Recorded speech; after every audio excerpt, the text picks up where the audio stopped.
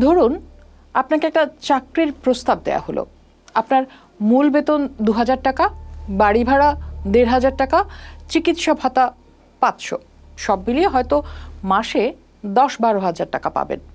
করবেন এই টাকায়? অবিশ্বাস্য হলেও সত্যি, এই বেতনে আজ দেশের প্রায় ৬ লক্ষ এমপিওভুক্ত শিক্ষক কর্মচারী চাকরি করছেন। আর যখন তারা এই অপমানজনক ভাতার বিরুদ্ধে রাস্তায় নামছেন, তখন তাদের কপালে জুটছে পুলিশের লাঠি, টিয়ার গ্যাস। ২০২৫ সালের অক্টোবরে ঢাকার রাজপথে শিক্ষকদের এই আহাজারি আসলে বেতন বৃদ্ধির আর্তনাদ নয়, এটি তার চেয়েও গভীর কিছু। এটি মর্যাদার লড়াই। পুলিশের লাঠিচার্জে আহত শিক্ষক আর জলকামানে ভেজা তাদের ব্যানারগুলোই বলে দেয় এই রাষ্ট্র শিক্ষকদের ঠিক কেমন চোখে দেখে। ১৯৬২ সালে আইয়ুব খানের শরীফ কমিশন রিপোর্টের বিরুদ্ধে যে আন্দোলন দানা বেঁধেছিল, তার মূলে ছিল শিক্ষাকে পণ্যে পরিণত করার প্রচেষ্টা।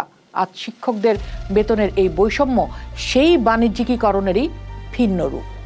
শিক্ষকরা যে দাবিগুলো করছেন তা কোনো আকাশকুসুম কল্পনা নয়, কিন্তু তারা চাইছেন বাড়ি ভাড়া ভাতা মূল বেতনের ২০% অর্থাৎ ন্যূনতম ৩,০০০ টাকা, চিকিৎসা ভাতা হোক ১৫০০ টাকা, যা বর্তমানে রয়েছে মাত্র ৫০০ টাকা, আর কর্মচারীদের উৎসব ভাতা ২৫% থেকে বাড়িয়ে ৭৫% করা হোক।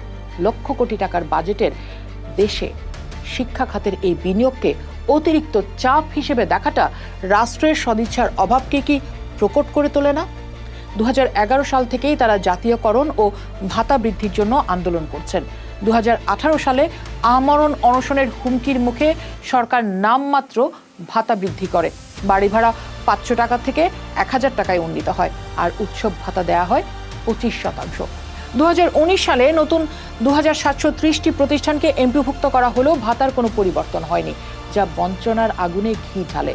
আওয়ামী লীগ সরকারের পতনের পর ২০২৪ সালে কর্মচারীদের ভাতা সামান্য বাড়লেও শিক্ষকরা বঞ্চিত হয়েছেন। সর্বশেষ ২০২৫ সালের আগস্টে ৫০০ টাকা বাড়ি ভাড়া বৃদ্ধিকে শিক্ষকরা অপমানজনক আখ্যা দিয়ে তা প্রত্যাখ্যান করেছেন, যা এই সর্বাত্মক আন্দোলনের জন্ম দেয়। সবচেয়ে হতাশাজনক অধ্যায়টি রচিত হচ্ছে এখন। যে গণ অভ্যুত্থানের স্বৈরাচারের পতন হলো, যার পর একটি সংস্কারমুখী অন্তর্বর্তীকালীন সরকারের কাছে জাতি পরিবর্তনের আশা করেছিল, সেই সরকার একটি নতুন শিক্ষা কমিশনই গঠন করেনি। যে রাষ্ট্র তার জ্ঞান বিতরণের কারিগরদের মর্যাদা দিতে জানে না, সে কি একটি শিক্ষিত ও উন্নত জাতি গঠনের স্বপ্ন দেখতে পারে? পোস্ট দেখুন, ভাবুন, করুন, পোস্টের সাথেই থাকুন।